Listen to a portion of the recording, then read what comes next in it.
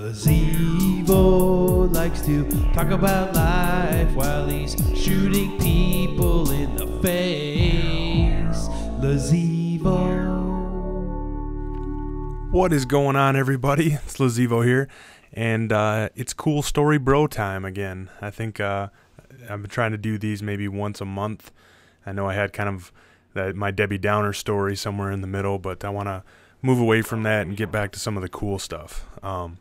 Real quick about the gameplay, I'm using the G11, which it's not something I normally use. I've been rotating through the guns. I'm really getting bored with Black Ops right now, so it's been one of those things that I'm just trying to do things to make it fun. I'm actually considering starting up a game battles team.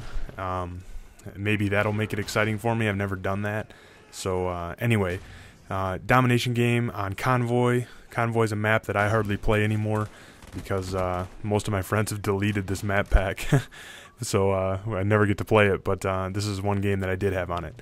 Anyway, going away from that, what I'm going to talk about today, I was thinking a lot about what to do for my next cool story, bro, and I think what I want to talk about is my trip to Brazil. I took multiple trips there, actually, for work. The company I work for has a plant down in Curitiba, Brazil, which is actually, if you're a UFC fan, that's where guys like Anderson Silva live and train, and Vanderlei Silva. So it's actually really well known in like the fighting world. But anyway, it's a big city. I think it's like the 5th largest city in Brazil. But I've made multiple trips there, probably 3, 4, 5 trips, something like that. And this would be a few years ago now, maybe 4 years ago. And Brazil, by far, out of all the places that I've traveled in my work days and even in, just for fun, of all the countries I've visited, that's the one that I would want to go back to. I think Brazil is just awesome. It's just amazing. The food is unbelievably good. The people are super friendly. Everybody was really nice. Kind of a laid back attitude, and everybody liked to joke around, have a good time, and it was really my speed. So I guess to start at the beginning, like I said, I had to go there for work, and this was one of my work trips. I don't remember which trip it was. I don't believe it was my first trip, but anyway, so I fly into Brazil, and you have a connecting flight in Sao Paulo. So you fly into Sao Paulo, and then you have to wait and switch planes, and then you get on another plane to go from Sao Paulo to Curitiba, where our plan is.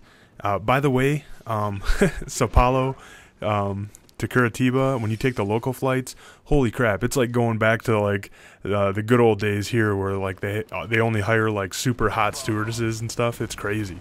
So it's like they're wearing like skin tight stuff.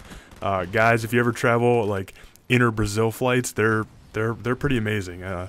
They're not shy on the whole like sexist thing, like I'm not a stewardess, I'm a flight attendant. It's nothing like that. It's strictly old school, but it's good. It's cool, man. The women down there are beautiful. Like they don't have Brazil doesn't have like the whole like race issue like we do. In terms of like black, white, whatever, the things that America struggles with, they don't have any of that. Their prejudice is all based on class, like classification. Like if you're really rich or really poor, then you'll hate each other, kind of thing. Middle class doesn't like the lower class. So in terms of like racial stuff, they don't have that. So there's a lot of mixing and blending of like cultures and colors and everything, which is awesome, and it makes for very, very attractive, exotic, beautiful looking women. It's great. And a lot of them like to be stewardesses. Anyway, so I take my connecting flight to Curitiba, and actually on this trip I was going from Sao Paulo, not directly to Curitiba, but to a city called Porto Alegre, and that's where we had a supplier that we were going to visit. They were making an assembly line for the company that I work for, and we had to go there. So we were staying there for I think a week or so, and then we were headed back to where our plan is. And while we're there, we did a couple things that were really, really awesome. Actually, a few things. One, we ate at a place called a Churrascaria. If you're not familiar with what those are, that's like a Brazilian steakhouse. They have them around the country here now in the U.S. They're super expensive, but they're really delicious. Places, I think the most famous one here is Fogo de Chao, and there's it's kind of a big chain of places. I know there's one in Chicago and one in Houston, I believe. I'm sure there's some in every like major city, but it's really cool. If you've never been to one, they put like meat on a rotisserie, and they like have it all skewered, and they bring it out to your table. You have like a little card on your table. One side's green, one side's red. As long as that card is turned up to green, they'll come to your table with these swords of meat. And like you have a cutting board in front of you. They stick the sword in the cutting board and just start hacking off meat. Just like, and just keep piling it on. They just like keep coming. And then finally you have so much meat on your plate, you got to chill out. So you take the card and flip it over to red, and then they avoid you. They go to other tables. If you turn it back over to green, boom, they're right back at it. And before you can finish one thing, the next thing comes. So anyway, those places are awesome. And they have some weird stuff like chicken hearts and things like that. So I kind of passed on those. I was like, red card. But anyway, the rest of it was just amazing. Those places are awesome. If you can afford it here, it's like super expensive down there. It's like nothing. They go there like, once a week, and it's like $5 US or something.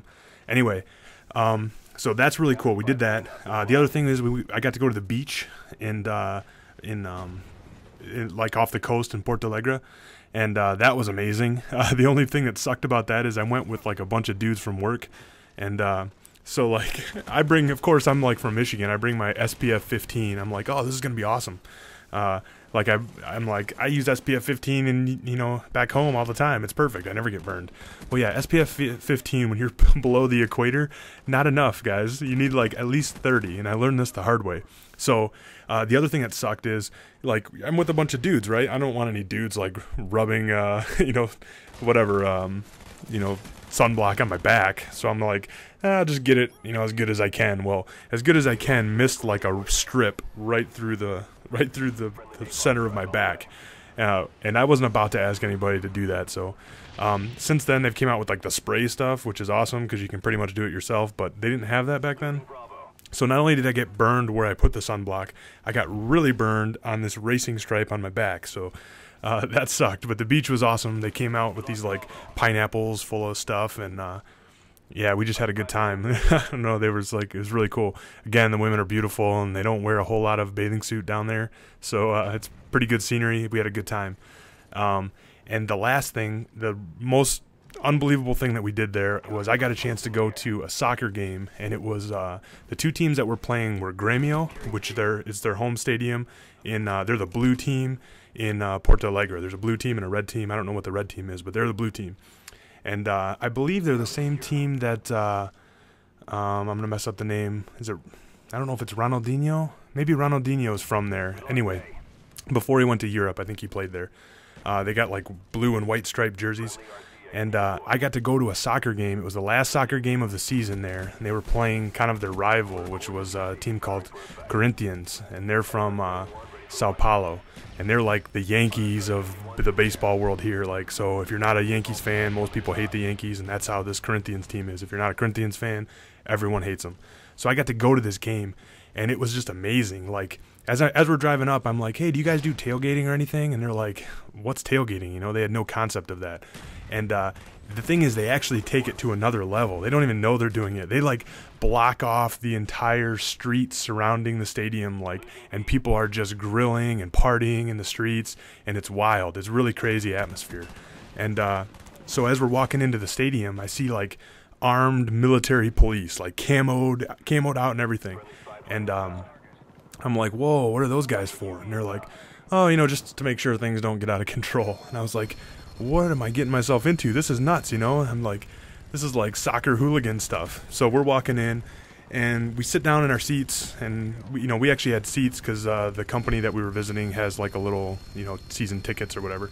But most of the stadium's just bleachers and stuff, no seats or anything. And I look over, and there's like a section of the stadium that's literally like caged off. It looked like that's where you would keep prisoners. And like there was chain link fence all the way around. I'm like, what's that? And they're like, oh, that's the visitors section. I was like, what? And they're like, yeah, that's where the visiting team fans will sit.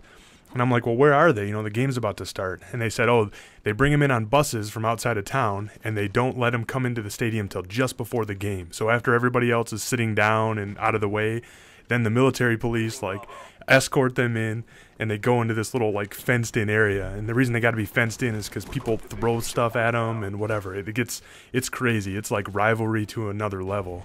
The best way to describe that, the atmosphere is like the craziest college football game you've ever seen, like, you know, times 10, I guess. It's nuts. It's like crazy thing. So the other thing that this team is famous for is this thing called the Avalanche. And every time they score a goal, literally the people in the back of the stadium run to the front. So everyone just runs down to the front. Like if you're in the front, I don't know how you don't get crushed. But from far away, it's sort of like the wave, but it looks like an avalanche falling down. And this team is famous for it. And so I got to see that firsthand, and that was awesome.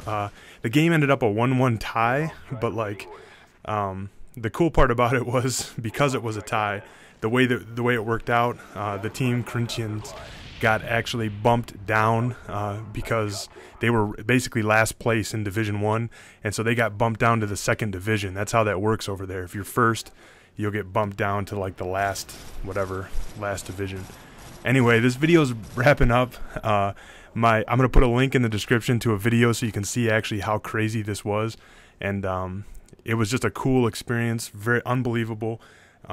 If you guys haven't been to a Brazilian soccer game, you probably haven't, but it's definitely an experience of a lifetime. Check out the video in the description, and I'll put a little annotation here too so you can click on that. Anyway, I hope you guys like that story. It's crazy. If you have any questions about it, let me know, and I will talk to you later. See ya.